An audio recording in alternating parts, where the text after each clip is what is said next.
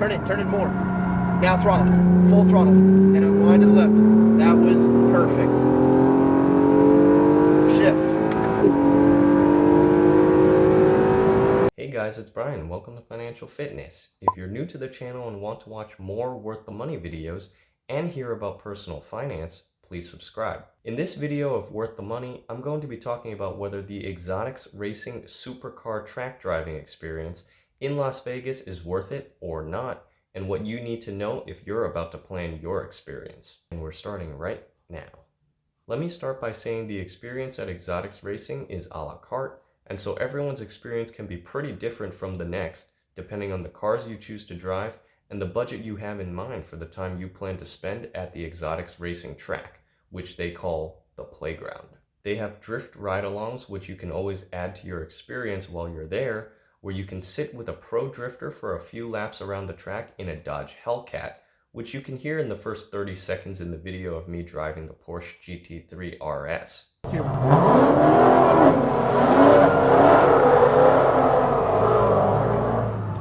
They also have a go-kart track if you're interested in that too.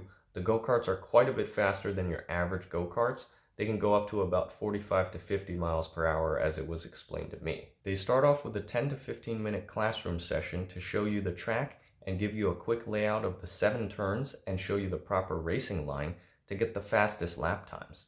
Then they take you out on the track for 2 discovery laps to give you the on-track perspective of what they showed you in the classroom. The first lap is a very laid-back lap explaining the turns again and how to approach each one. The second lap is to show you the same thing, but almost at the speed you will be driving. So I drove 5 cars the day I went to Exotics Racing. I booked the 4 cars that I definitely wanted to drive about 4 to 5 weeks in advance of when I was planning to be there.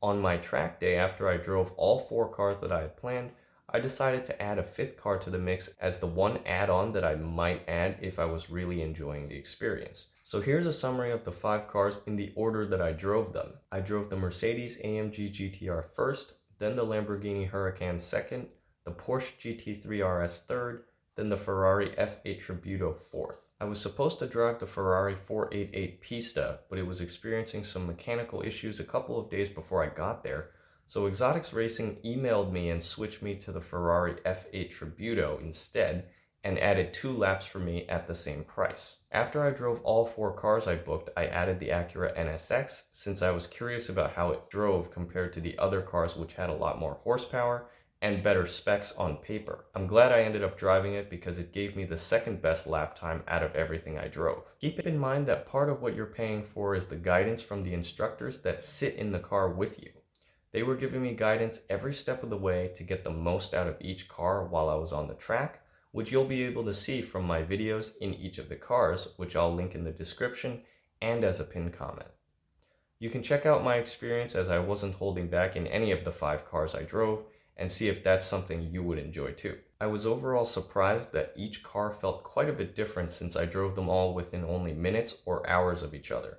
Here are my thoughts on each car I drove. The AMG GTR being the first car I got in, I didn't know what to expect, but I thought it wouldn't drive that well, to be honest, since it has a long hood with the engine being in the front of the car, and thought it wouldn't be all that composed on the track. It drove quite well actually, but it felt just a little heavy going around the track when I was turning into some of the corners. I definitely didn't think it would have given me the fastest lap time of the day, since it was the first car I actually drove around the track, but that was what happened. Go in the middle, let's go. Straight the wheel. Brakes, order, hold your brakes, turn in. The Lamborghini Huracan I really liked driving and it sounded fantastic, but I did horrible in it because of the pedal setup with the brake and the gas. The brake pedal sticks out a lot further than the gas, so there were multiple times where I lost track of where the gas pedal was even before I got onto the track. I mentioned it. This became a bigger issue after breaking into a turn where I was looking for the gas pedal with my foot on the way out of a corner multiple times. Oh, that's the gas. So dodgy. Yeah, I was gonna say, first of all, I couldn't find where the gas was. Go ahead. Shift up. Shift up. Brakes. Stay To be left. honest with you, I'm Shift actually having trouble finding the gas on that particular turn. up. The car felt very planted both in the straights and in the turns, but I just didn't have enough laps in it after the pedal issues I was experiencing. It was also probably the lowest to the ground along with the Ferrari. The Porsche GT3 RS I knew was designed for track driving the second I got into the car. It was the only car that did not have electronic seats or door handles. The door handles are like cheap luggage or backpack straps, and there was a handle with a crank to adjust the seat position. There was no ability to control the back incline or decline of the bucket seat. It was only forward or backward adjustable. The car was great on the track, but lost a bit of power when the wheel was turned, and the steering wheel with the placement of the paddle shifters I had some issues with. I accidentally turned on the windshield wipers a couple of times when I was shifting up gears because of the bad placement of the shifters. Maintain that power. All right, now look at your exit on the left side, slowly unwind and accelerate. Unwind. Up. Up. Right here, buddy. I got you. Right. Slowly unwind to the middle, back to the right side. Go for it. Upshift. Right, right. Slowly release, turn. You having a problem on the shifting? The Ferrari F8 Tributo felt like it had the most power out of what I chose to drive, and I confirmed that on the straight part of the track because I hit my highest top speed while driving the Ferrari. Now brake, hold it to the green, slowly release, start your turn, look for the apex on my right. As you come off, unwind, now full power towards, let's go, all the way down. Upshift, keep going, upshift, keep going, upshift. Now brake hard, brake harder, harder. You gotta brake, bud. So you're not braking hard enough there. I see. Okay. The faster you go, the harder you gotta brake. But that meant I needed to brake even harder. The main issue I had with the Ferrari is that you feel the turbo lag or lack of power when the steering wheel is turned even slightly. Hold it, downshift. Now smooth, look right, get close to the apex here. Steady, let it unwind. Full power towards, let's go. Keep going, upshift. Keep going, I felt upshift. it that time. Nice. The turbo lag, I felt it. Upshift. You only have full power in the car when the steering wheel is completely straight, which was odd and slightly frustrating, which is why I assumed I would get the fastest lap times in the Ferrari, but didn't in the end. Then I decided to try the ACURA NSX since it has more even power distribution with the help of the electric motors. The difference was night and day in comparison to the Ferrari. There was great power, though not as much as the Ferrari, but it was almost instant and I could use the gas more coming out of turns than in the Ferrari as illustrated by my lap times. The NSX, because it is also a smaller car, felt more nimble going into turns. I really enjoyed the NSX, probably the most out of all the cars I drove at Exotics Racing. Soft on the brakes, then turn it in. Get it over towards that apex, and now accelerate fast out of the corner. You got it. Unwind all the way to the edge. Shift. Brake. Downshift. Less brake. Less brake. Good. Turn in more. Turn in more. Now throttle. Start to unwind the wheel. Full throttle. Keep going.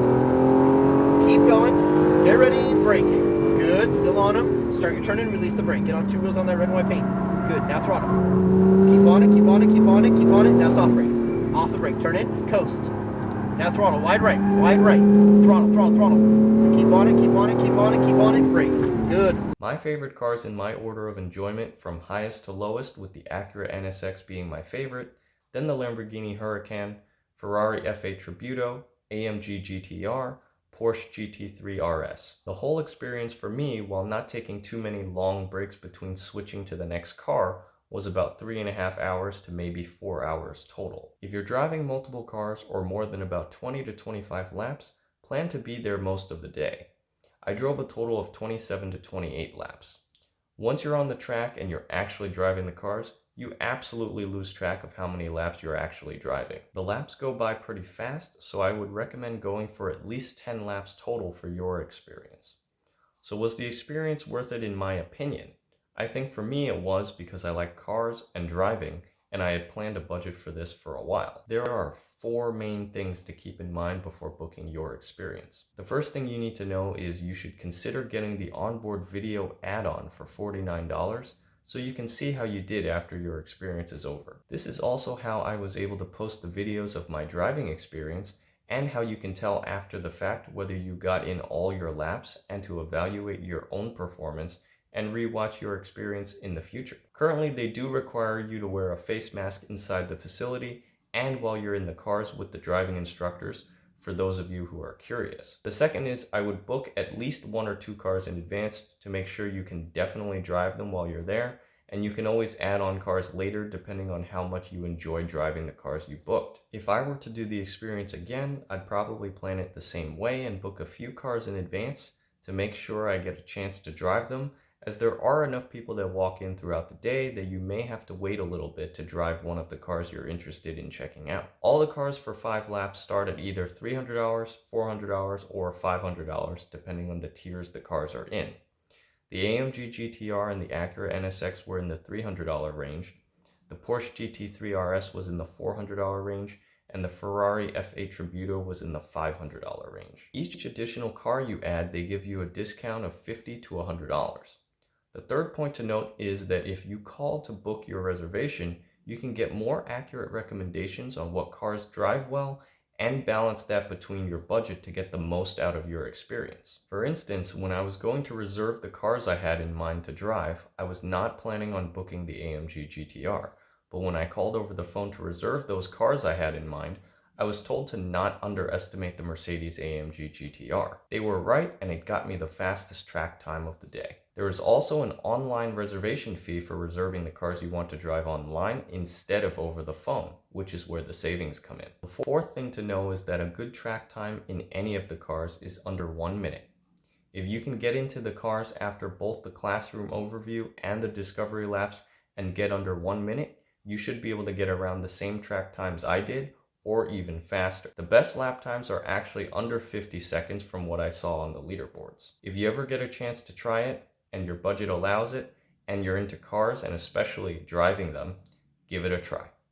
I think the experience is worth it depending on the cars you choose and what fits for your budget, even if you only consider doing this experience once in your lifetime.